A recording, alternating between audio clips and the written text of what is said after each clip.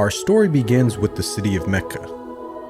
It is said that when Adam and Eve were first expelled from paradise, the two were separated, with Eve having landed near the city of Mecca and Adam having landed somewhere in the Far East.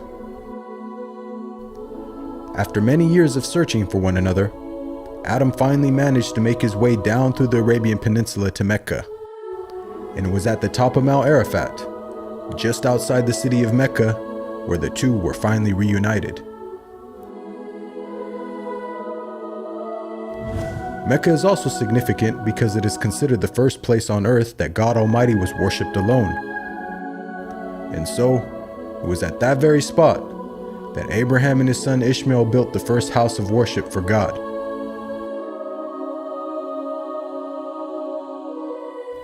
In honor of this, God Almighty had built in the heavens a similar structure for the angels. And it is said that every day, 70,000 angels come to that building to perform their prayers and then leave, intending never to return again.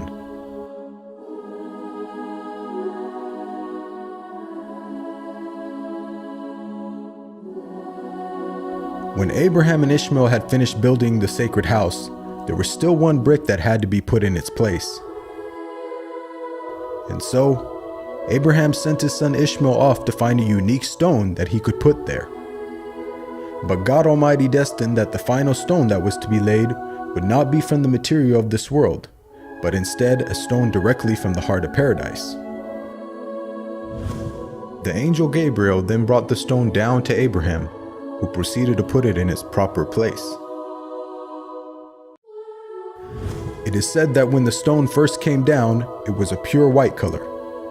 But due to the impurities of this world and the sinfulness of man, the stone slowly began to fade and eventually turned black. As time passed, the city began to develop, with the people of Mecca remaining upon pure monotheism, worshiping one God alone.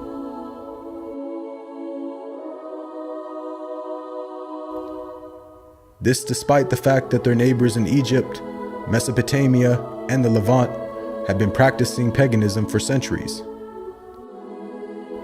But this was all to change when a merchant by the name of Amr ibn Luhay had decided to conduct his business outside of Mecca.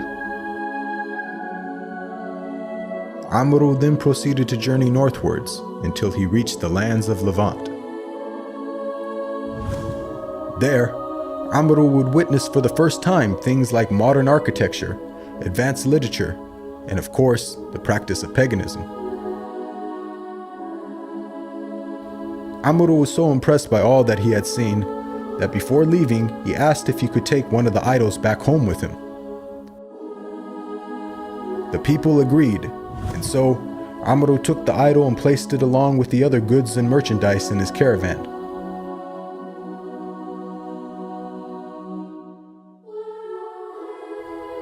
He then set out southwards, back towards the city of Mecca. When Amr arrived back home, he immediately took the idol and placed it right in front of the sacred house. He then proceeded to tell the people that this was now going to be the God that they worship. Sadly, this concept faced little, if no resistance.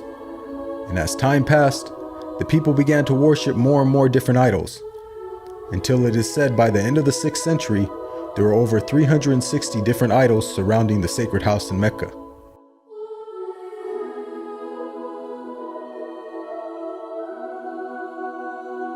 As the years passed and paganism became more prominent throughout the world, the people who still practiced monotheism knew that the coming of a new prophet was close at hand. And so, either through deductive reasoning or through interpretation of their holy text, many had concluded that the Arabian Peninsula was the most probable place God would send his new prophet. For at the time, the Roman Empire and the Persian Empire had extremely repressive governments and were hostile towards any type of rebellion, be it ideologically or politically. While the Arabian Peninsula, on the other hand, though also deeply mired in paganism, was a land ruled by tribal law and never had a real central government. As time went by, it appears that more and more people began to move down to the Arabian Peninsula to await the coming of the next prophet. And so, in the very land in which man first worshipped his Creator, and where Abraham built the first house of worship for God alone, it was there where God had destined his last and final messenger would emerge.